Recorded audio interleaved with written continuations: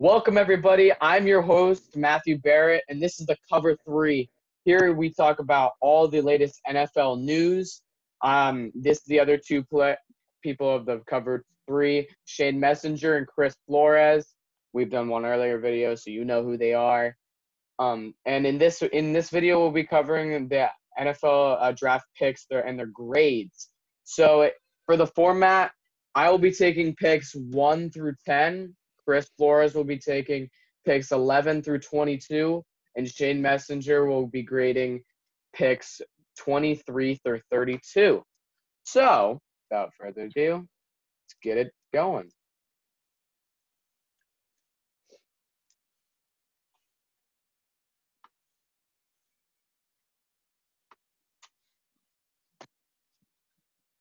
So, with the first pick in the NFL draft, the Bengals selected quarterback Joe Burrow from LSU. He's 6'4", 216 pounds. He's a prototypical size for a quarterback. I love this pick. I gave it a grade A. He threw for 5,671 yards, 60 touchdowns to just 5 interceptions. By the way, that 60 touchdowns is an NFL record. Passing Drew Lock's record, which was 53 touchdowns earlier last year. One of the pros from him is that he's implemented a lot of modern passing concepts. He got surrounded by great weapons, which is something I would like to see what he's going to do when he's with the Bengals. Now that he has A.J. Green and John Ross, but other than that, I don't see a lot of heavy loaded talent. He probably had the best season ever for any quarterback in the modern era of college football. He had a Heisman Trophy, a national title, a MVP of the national title game. And so I thought that was just super, super impressive. Another thing that people don't really know about him is he's also a great rusher. He rushed for 368 yards and 5 touchdowns. And I think he's just an amazing quarterback. I have this grade A. And for me, he was a really good spot-on pick. There was no one else I could see the Bengals taking here. Everyone expected it. This was a really, really good pick. On to the second pick in the NFL draft, the Redskins. They went with defensive end Chase Young out of Ohio State. I also gave this a grade A. He's 6'5", 265 pounds, a Heisman finalist, which is really, really important since he's a defensive end, which is not something you see every day.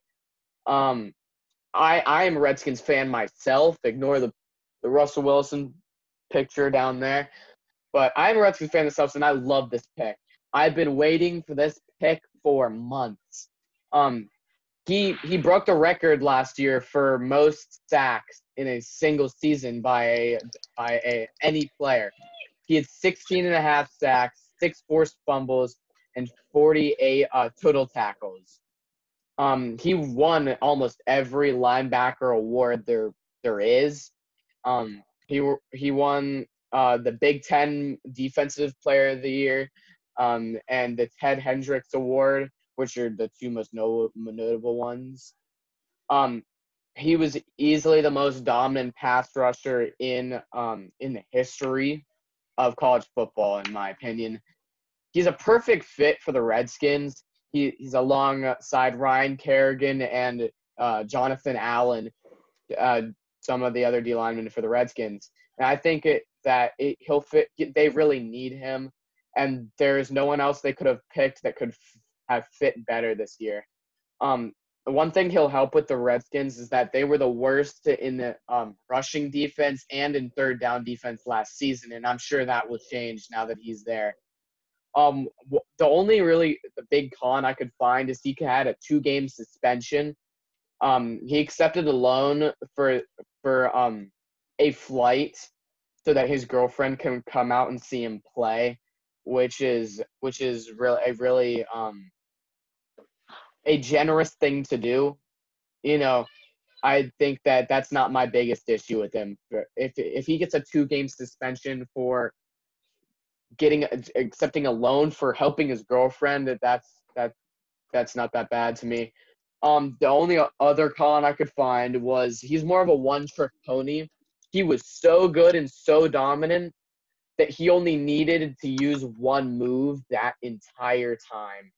Um, he would strike with the left hand and then do a swim or a upcut move with his right hand, and he'd get around right away. So I'd like to see how the Redskins develop him as a pass rusher. So with the 3rd pick in the NFL draft, Hey, Matt. the Lions. Make sure to tell if it's a reach, a steal, a surprise, and a spot on. Just tell. Okay, yeah, I already did. With Jeff Okudah. Jeff Okudah, I gave an A to the Lions. He is a cornerback out of Ohio State. He's 6'1", 200 pounds. He was easily the best cornerback in college football last season. He's very physical. He's not afraid to go and tackle. His stats were he had 3 interceptions, 2 forced fumbles, and 29 solo tackles. I watched him play personally in Ohio State's first game of the season. I remember him, and I didn't know who he was at the time, but I remember thinking, okay, number 1 is a real football player. And obviously he is, as he's been taken 3rd overall to the Lions.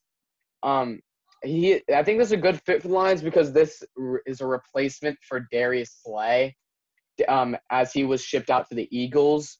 And I think that he can come and really be put on the number 1 wide receiver of the opposing team right away. He had a pretty lengthy career for college football. He had 3 years, all starting for Ohio State. I would like to see what he does with less talent around him, since that defense at Ohio State was so stacked. It'll be interesting to see. With the 4th pick in the NFL draft, the Giants selected Andrew Thomas, the offensive tackle out of Georgia. I gave this a B-. I didn't really like this grade too well. He was a 3-year starter at Georgia. He had good coaching, but in my view, there were 3 other linemen on that board that could have been taken over him. In Tristan Wirfs, Mechai Becton, and Cedric Wills, excuse me. I just think all of those would have been better picks than Andrew Thomas. I think it's more of a reach in my opinion. Not quite my favorite. He does have the frame and the build though to be a top lineman in this league. He's 6'5", 320 pounds. His combine stats were not overpowering. You could say he ran a 40 and 5.22 and he benched 21 reps, which isn't amazing, but for the 4th pick in the draft, it's not my favorite pick. That's why I gave it a B-. So with the 5th pick in the 2020 NFL draft, the Dolphins selected Tua Tagovailoa, QB out of Alabama. I gave this an A- grade. Tua is 6'1", 218 pounds. I went off of the stats from 2018 because I think that since he was injured in 2019, there is a better representation of what he could look like in the NFL in 2018 than 2019. In 2018 he had 3,966 yards, 43 touchdowns, to only 6 interceptions. The best numbers in the league at the time. He didn't finish 2019. Obviously, he had a broken hip, which seems to have fully recovered by now, as he did participate in his own pro day. Some good things about Tua is that he played at the most premier program in the country in Alabama. He's won a national title. He has not won a Heisman. He did not win the Heisman Trophy, which is an interesting fact to me. If Tua had not had any problems with his with his injuries, I believe that he would have the edge over Joe Burrow. He's just the best QB talent in my opinion. He's got great ball placement. And mobility. He has a lot of mobility when he is healthy. He has some major cons though. His durability is not great since he's had an ankle injury and a broken hip. His post-snap reads are not on point all the time. In the championship game versus Clemson 2 years ago, he was picked off by A.J. Terrell for a pick six. It was a major turning point in that game, and it was because of his post-snap reads that were not proficient enough was the reason that happened. And I don't think he really got a chance to prove that he fixed that in 2019 because he had not faced at too many good teams to that point. He did face LSU, which they did lose with a full healthy Tua. So there's that. And also the other thing, the reason I gave this an A- was because Tua, the Dolphins don't have anyone to protect Tua. They did select Austin Jackson later that in the first round, but I don't believe that he had a very good chance of starting right away because they don't have the greatest O-line in the world, and they shouldn't start him right away. I think this is a spot-on choice. He has great potential for this team, but it's also a surprise that there were a lot of rumors that Justin Herbert would be taken ahead of him. So with the sixth pick in the 2020 NFL Draft, the Chargers selected quarterback Justin Herbert out of Oregon. He's 6'6", 227 pounds. That is a big quarterback. He's a big prototypical quarterback that you could say. He has a huge arm. On his pro day, he threw 60 yards flat-footed.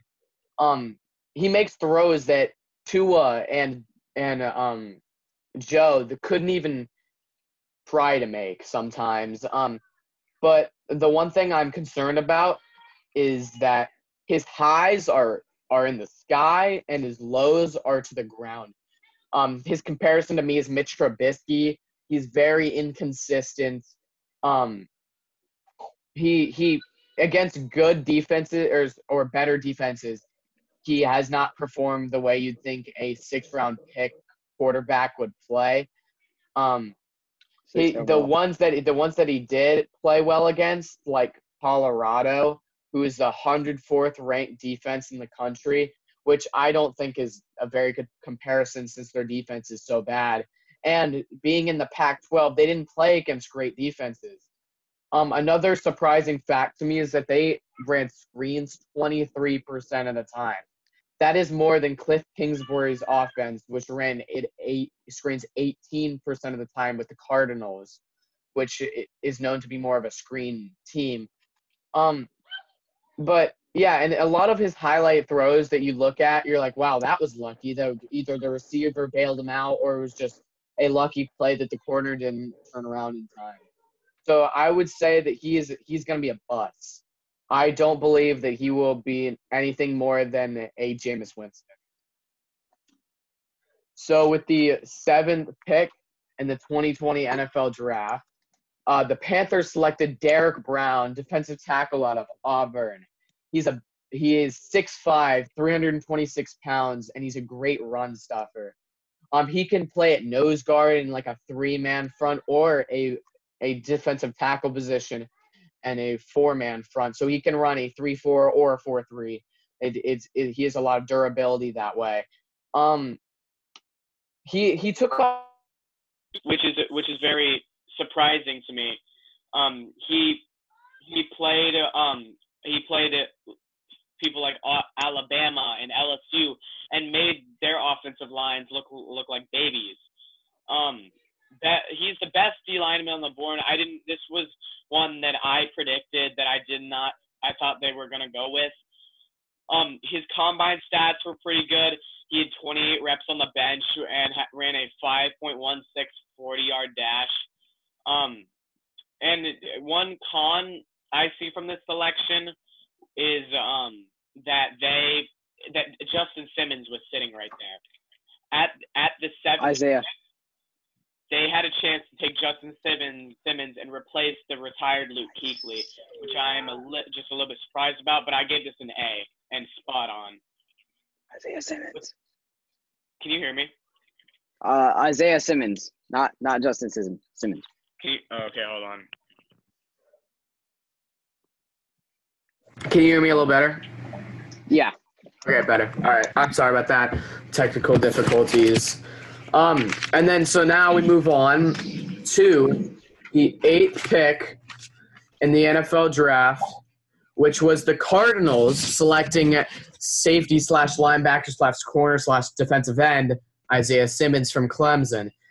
He's 6'4", 238 pounds, freak of nature, ran a 4.39 40-yard dash, and had a 39-inch vertical. He played everywhere. You can put him at corner. You can put him at DN. You can play him at linebacker. You can put him at safety. In my opinion, middle linebacker is his best position because then he can access every point on the field. He can make the most plays.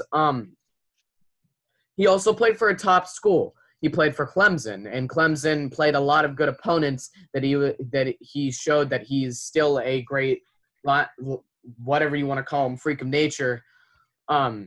Any team he plays. One con that I saw from this pick is that the Cardinals still vacated their little left tackle spot that I think they could have snatched up one of the three offensive tackles that were still on the board.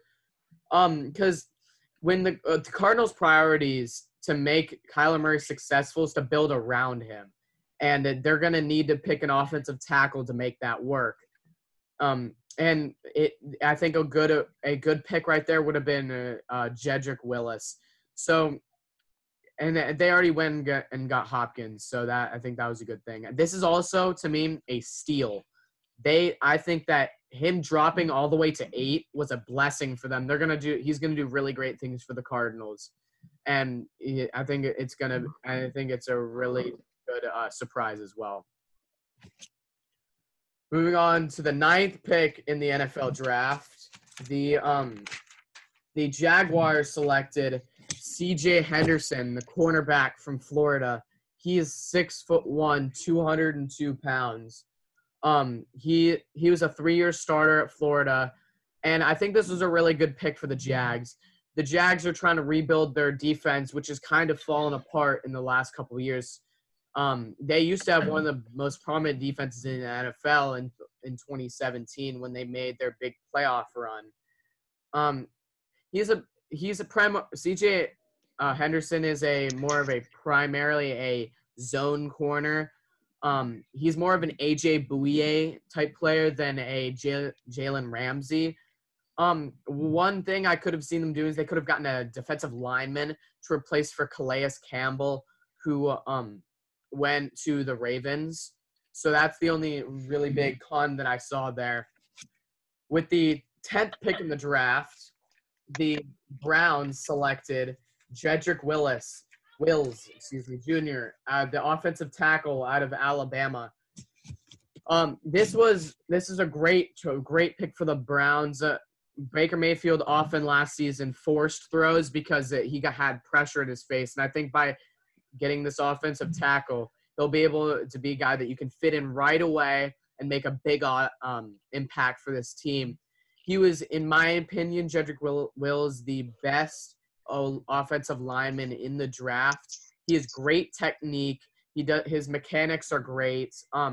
He played against really good defenses. He played against Auburn and Florida, who were both top 25 defenses last season. He had better technique than Wirfs, which is the reason I think Wirfs didn't go in this position here. And I think that makes a big difference. His drops are great in pass protection, but he's also a great run stopper. his lateral agility is not great though. That is the only con that I see on Cedric Willis, that he won't be he won't have a great screen game. But yeah, I think this is a great pick. I think this is spot on and really a steal that I thought that Cedric Wills would maybe go number 4 to the Giants or number 8 to the Cardinals. So I think this is a really good pick for the Browns. So that ends my portion. I'm done. I've gone through my 10 picks. Those are my grades. Cedric Willis, as you just saw, got an A grade.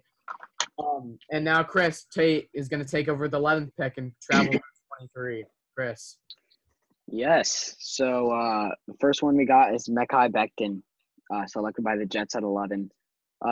This grade is an A- to me. He had some cons with the drug test that was failed, but at the same time, you're getting a guy that is 6'7", 364 pounds. He's one of the best O-linemen in this draft. Really could have gone anywhere that those other O-linemen went to. He could have gone number 4. If it were not for the problems, he could have gone to the Browns at number 10, but he could have gone anywhere. But he was selected by the Jets, and I think that this is a quality pick for the Jets. I say this is a little bit hard for me, but I'm going to call this a little bit of a steal almost. This guy, even with the drug test, is still one of the best offensive linemen in this draft, and for him to come to 11 to the Jets, which that's just a great pick and a great spot for him to land. Okay, so now we're gonna go to 12, which is the Raiders. They pick Henry Ruggs. I did not like this pick necessarily as much as it would have been Jerry Jeudy or CeeDee Lamb, but this is not a bad pick at all. Henry Ruggs, pretty undersized, a little bit undersized, but he's right around average for a wide receiver. He's 5'11", 188, and he had a 6.72 grade, which is the third best. But I think the main reason the Raiders selected him was because they love wide receivers with speed. He ran a 4.28 40-yard dash. That's blazing fast. That is so fast. This guy, if he gets in the open field, he's gone.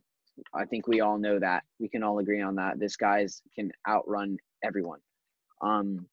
He had 18.7 per catch. His comparison was Ted Ginn, which makes a lot of sense, but his stats in the past year were not the greatest. But it also makes sense if you have Jerry Jeudy and Devonta Smith on the same team. He had 40 catches for 746 yards.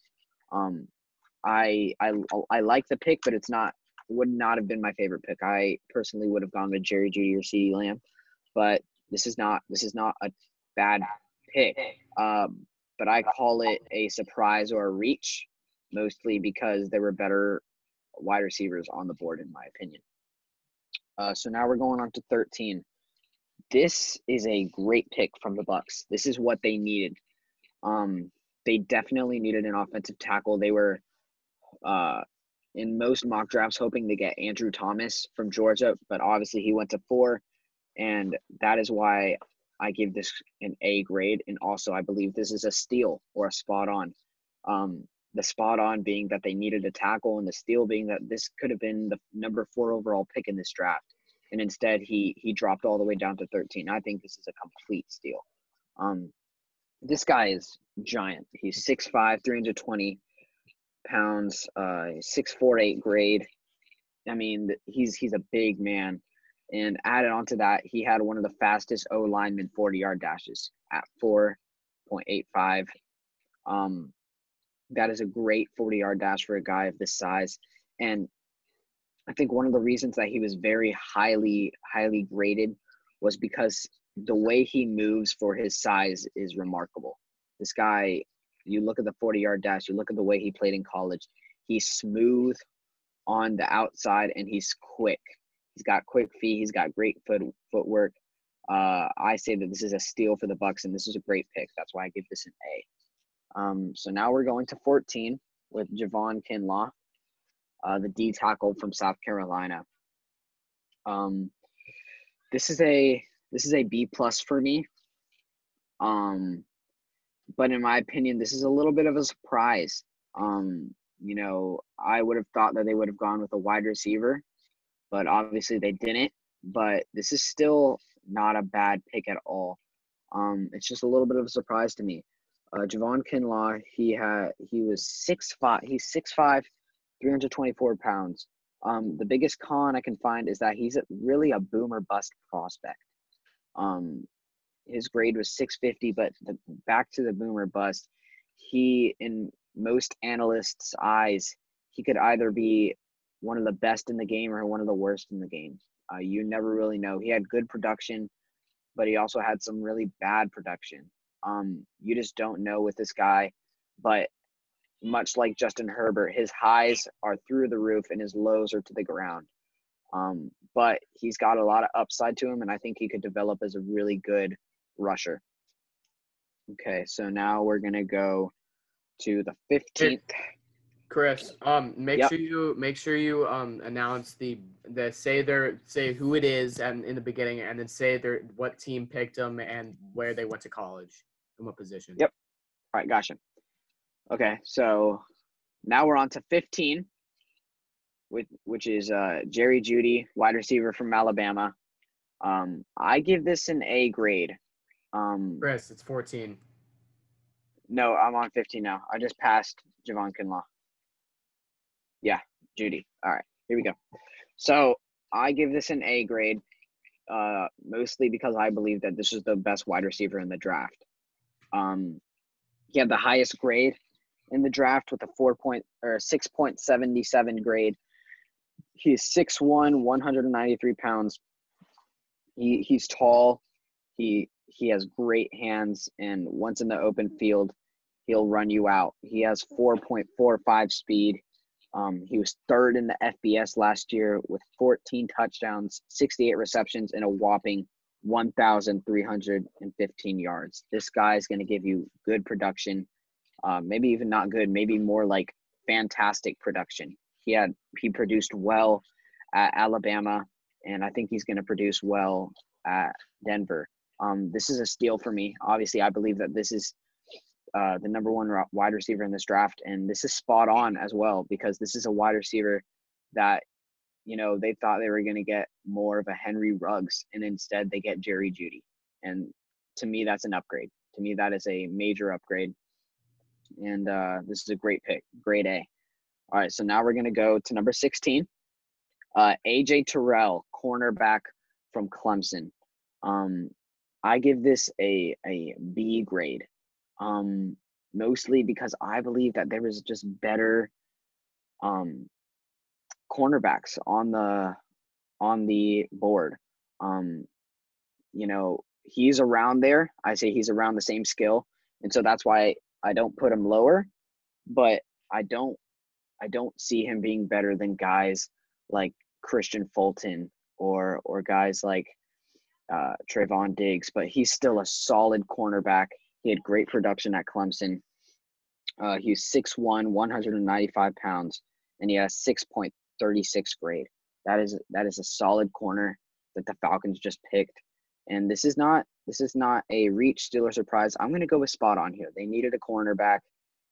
Obviously, C.J. Henderson went earlier to the Jaguars at 9, but but this is a spot on for me. I think this is a great pick. At Clemson, he had 37 stops. First of all, he ran a 4.42. That's good speed for a cornerback at 6'1". 37 stops, 2 interceptions, and 6 passes broken up. This is a solid corner. He's going to get you those plays that are going to cause turnovers, cause 3 and outs. He's that kind of guy, and he's a solid corner for me. So now we're going to move on to 17. This is my guy right here. Very, very happy with this pick at number 17. The Cowboys select CeeDee Lamb, wide receiver from Oklahoma. He's 6'2", 198, 6.81 grade. And, when you have a comparison to DeAndre Hopkins, you know that it's going to be hard to pass on that guy. This is 100% a steal. No doubt a steal. He was supposed to be the first wide receiver taken off the board other than Jerry Jeudy. It was really between him and Jerry Jeudy, and he ends up dropping down to the Cowboys. That is great. That is 100% a steal. He had a 6.81 grade, which is actually higher than Jerry Jeudy. He's fast, but the main thing is that he's got great hands and he can outrun you in the secondary. He ran a 4.5 40, 62 receptions for 1,327 yards. That is 12 yards more than Jerry Jeudy. Not much, but the production is 100% there. He had 21.4 yards per catch. That's crazy. This guy is going to be a playmaker. I think one of the big things was that he didn't go to Philly. I know Philly wanted him if he were to get there, and we prevented that. But added on to that, the Cowboys now have a solid wide receiver core as well with Michael Gallup, Amari Cooper, and now added CeeDee Lamb, who had a great year at Oklahoma last year. This is a A- for me because I feel like we didn't get the perfect pick here. We could have selected a cornerback. We could have selected a safety, a D end, a linebacker. But, I'm very happy with this pick. It would not have been my perfect pick, but this is near perfection for me. So now we're going to go on to the 18th pick. This is Austin Jackson, offensive tackle from USC. I give this a B+. This is not a bad pick, but he's not, in my opinion, the best offensive tackle left. I personally would have gone with Josh Jones or someone like that. But, Austin Jackson, he's not a bad offensive tackle at all. He had good production at USC. He's 6'5", 322 pounds, 6.34 grade. Not the highest, but certainly up there. His 40-yard dash, obviously for OT, is going to be a little bit higher. 5.07 40-yard dash. But the main thing was that he's a strong man. 27 reps at the bench. He's a strong guy. He'll knock you down. He's not like a Mechai Becton, but he's gonna give you that kind of power. He's a strong offensive lineman, and he's gonna protect the quarterback. He's gonna protect Tua, and I like this pick. So now we're gonna go on to 19. The Raiders, Damon Arnette. I do not love this pick. This is my least favorite pick in the draft. I give this a C+. And this is, in my opinion, 100% a reach. You had better cornerbacks out there. You had Trevon Diggs, better production. You had Christian Fulton, better production. But when you look at his stats, they're not amazing. When you look at the combine, they're not amazing. But he was a good backup or a good second string in college. But I believe here he could become a starter. He's very competitive. He's 6 foot 195, 6.1 grade, not the best, but I think that he could really develop as a player. 4.56 40, 35 tackles, one of them for loss, and only had one interception last year. But the biggest stat for me is that he only allowed 3 touchdowns. That means that he was very comfortable, probably in the red zone, and very comfortable just guarding deep routes. This is a guy that, might not be good right now. His stats might not be very appealing, but I feel like this could be a quality pick in the future. But to me right now, I can't say that right now. He's a C+ for me, but because of the fact that he's very competitive and that he could become a better cornerback, I give him a higher grade than what I could have gone with. But it's a C+, and in my opinion, this is a reach for sure. Okay, so now we go to number 20. LaVon Chaisson, linebacker from LSU, but he's also an edge rusher. That's big for the Jaguars. Their top 3 that they were looking at were LaVon Chaisson was more toward the bottom because they thought he was going to go earlier. This is not much of a steal to me. He may have gone a little bit earlier, maybe a few picks earlier, but this is a spot on. They needed someone like this. They needed someone that was strong on the edge, much like AJ Epinesa or Yetur Gross-Matos, but they chose what they believe to be the best edge rusher, or second best edge rusher in this draft, which is LaVon Chaisson. I give this an A-, mostly because I feel like, you could have taken care of other problems, but this is not a bad pick by any means. I feel like this is a great pick for them. This is spot on. When you look at his stats, he had pretty good stats. 13.5 tackles for loss last year, 6.5 sacks, and really he was a big part in the national championship run. 6'3", 254, 6.5 grade. He was a leader at LSU. He wore number 18, which is very significant to them. 18 belongs to the leader of the team, and LaVon Chaisson was for sure that last year. So yes, I believe that this is a very quality pick. That's why I give this an A-. So here we go. This is number 21 now. Not my favorite pick in the draft. I'll say that. Jalen Reagor. I give this a B at best. I personally feel like there was better wide receivers at this point. Justin Jefferson was open from LSU, had great production. I'll get to him next. And then you look at a guy like Brandon Ayuk, he had fantastic production at ASU. I just feel like there was better wide receiver options. But I give this a B mostly for the fact that this was a guy, maybe not Jalen Reagor, but they definitely needed a wide receiver at this spot. He did not have great production, but he did have great production when it came to returning kicks and being a pretty good, solid wide receiver.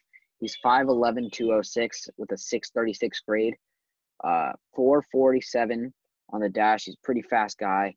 17 reps. He's a strong wide receiver if you get 17 reps on the bench. I feel like they kind of needed a strong wide receiver. Their wide receiver core is definitely suffering. They really don't have a lot. Mostly it's Zach Ertz and Dallas Goedert. The tight end's really taken over.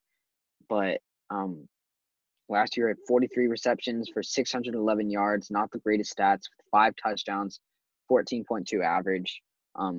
Again, not the greatest stats. They're not very appealing, but they're for sure good enough for these Eagles. I just don't feel like this is the best wide receiver in this draft remaining. I feel like this is a reach. They could have gotten other guys. And that other guy happens to be the next guy up. So let's go to 22.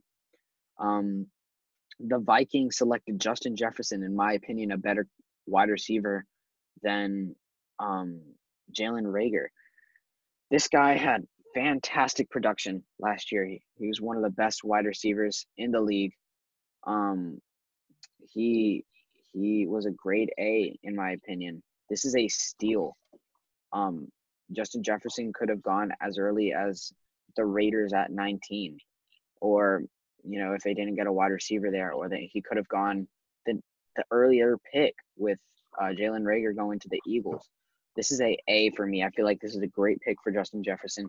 He's 6'1", 202, 6.46 grade, and he ran a 4.43 40-yard dash. But the biggest thing is his production last year with Joe Burrow as quarterback. 111 receptions, 1,540 yards, and 13.9 yards per catch. That is some of the best in all time in the FBS. He had fantastic stats, and considering that he had to compete with really good wide receivers still there, Terrace Marshall, Steven Sullivan, Jamar Chase, those are all very quality wide receivers. He had to compete, and he still had over 1,500 yards. This is a very solid pick, considering he can come up big in big moments. He had a fantastic game against Oklahoma. Oklahoma, the game before the championship. This is a great pick here. I feel like this is a 100% A, and this is a steal for me. So now we're going on to Shane's picks. Shane, here you go. With the 23rd pick, the Chargers chose Kenneth Murray from Oklahoma, linebacker. Chargers needed offensive lineman, QB, running back, tight end. I'm going to give this a B. I'm kind of surprised that they traded up to get Kenneth Murray. Other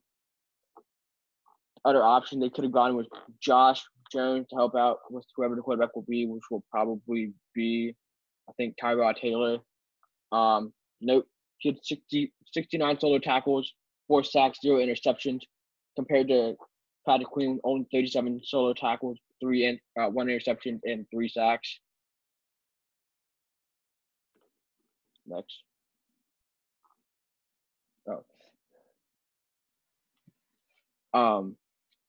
With the 24th pick, the Saints chose got it. Chris, help me out on the name. This is Cesar Ruiz. Cesar Ruiz. All right. I'm gonna go B- here. I was kind of surprised. Their offensive line is very good depth. Shane, I believe that says C-. I know I said C-. Oh, okay, good. But they needed a linebacker, cornerback, and I think offensive lineman, but not necessarily a center. They needed QB too. Other options that I feel like would have been better for them would be Patrick Queen or Christian Fulton. I feel like this pick was mainly used to add depth to the roster, but I feel like they could have done that in the later rounds with different people. For the next pick, the 49ers chose they chose Brandon Ayuk, wide receiver from ASU. I give this grade an A, spot on. This is a position that they need. Obviously, with the loss of Emmanuel Sanders, they're going to need some production from him. The 49ers needed a QB, offensive line, defensive line, or cornerback. I think they got a defensive line with Javon Kinlaw. Other options they could have gone with, maybe Josh Jones or Jalen Johnson. 65 receptions, 1,192 receiving yards, average 18.3 yards per catch, 8 touchdowns. Good special teams player as well. 1 punt return touchdown, average 16.1 yards. He didn't have any kick return touchdowns, but he averaged 29.7 yards per kickoff. Next up, the Packers. They picked Jordan Love out of Utah State, quarterback. Not the best pick here. I'm going to give him a D, and that's a bit of a reach here. I feel like they could have gone with Jordan Brooks or Patrick Queen and maybe Josh Jones. They need a position needed. They need linebackers, inside linebackers, interior linemen, nose tackle, and a wide receiver. Jordan Love regressed from his sophomore season in PFF. His original grade sophomore season was 82.8, was the top 25 FBS, and he went down to a 75.7 ranking, 50 in FBS. Stats: completed 61% of his passes for 3,402 yards, average 7.2 per catch, and 20 touchdowns with 17 interceptions. The Seahawks, with the 27th pick, got Jordan Brooks from Texas Tech, B+. I think this was spot on. Linebacker was something I think they were definitely needed, with like a pass rusher, cornerback, offensive line, and defensive line. Other options they could have gone with, possibly Patrick Queen or stats compared to Patrick Queen: 66 solos and 3 sacks, compared to Patrick Queen's only 37 solo tackles and 3 sacks with 1 interception. For the next pick, Ravens selected. The next pick, the Ravens selected Patrick Queen from LSU. I give this a B+ and a spot on, considering they needed a defensive end receiver, interior linemen, or inside linebackers. The pick, Patrick Queen, pretty solid. He was the best linebacker left at this spot. Again, stats: 37 solo tackles with 3 sacks, 1 interception. Next up, the Titans. Titans picked Isaiah Wilson from Georgia. I gave him a B. Kind of surprised. I thought they would go with a different position, but I guess not. They needed a cornerback, edge rusher, quarterback, and an offensive tackle. Other option could have been Josh Jones or Cleveland. Comparison to Josh Jones, he is 6 foot 6 inches, 350 pounds, with a grade prospect of 6.34, bench 26 reps, compared to Josh Jones, 6'5", 319 pounds, 6.35 prospect grade, only 24 reps. So we could see Isaiah Wilson was clearly stronger, and I think, in my opinion, probably a better option. For the next pick, the Dolphins select. Chris, you want to help me out with this one? Yes. Noah Igbenogene. Yeah. So quarterback from Auburn with a B+. Spot on. Kind of surprised. I thought they would go with a running back with this pick. They needed a quarterback, offensive tackle, interior O-line, cornerback, but they've already got Tua and Austin Jackson. Other options they could have gone with, I think, would have been better if they went with Jalen Johnson or Christian Fulton. Stats: 28 solo tackles, 7 pass deflected with only 0 interceptions. I think that maybe you need, or no one threw his way, or kind of got unlucky with only 7 pass deflected. The Vikings selected Jeff Gladney from TCU. I give him an A. They needed a cornerback with the loss of Xavier Rhodes. Other picks they had was Justin Jefferson, which checked off the wide receiver point. They needed defensive tackle, safety, and a cornerback. Other options could have been Jalen Johnson once again, or Christian Fulton, who they're still on the board at this point in the draft. In my opinion, Jeff was better than Noah with 24 solo tackles. 24 solo tackles, 7 pass deflected, which also comes with 1 interception. That's a big plus for the Minnesota Vikings. With the 32nd pick in the NFL draft, the Kansas City Chiefs selects Clyde Edwards from LSU. I give him an A-. They needed defensive linemen, a cornerback, a running back, and an offensive line, which they're losing one of their offensive line players. I think you could have gone with DeAndre Swift or Taylor from Wisconsin. With Kansas City's play style, I feel like with Kansas City's play style, Edwards is probably a better selection, considering he is a god at a receiving running back with 453 receiving yards, 8.2 yards, and 1 touchdown catch. Running the ball, he's still pretty good with 1,414 yards rushing, averaging 6.6 yards a carry with 16 touchdowns. Okay, and that is it. Thank you for sticking with us this long. Please share with your friends. We're just a couple of guys who love to talk football and would love to hear and make this way more often. Please just help our channel grow. And this is Cover 3 signing off.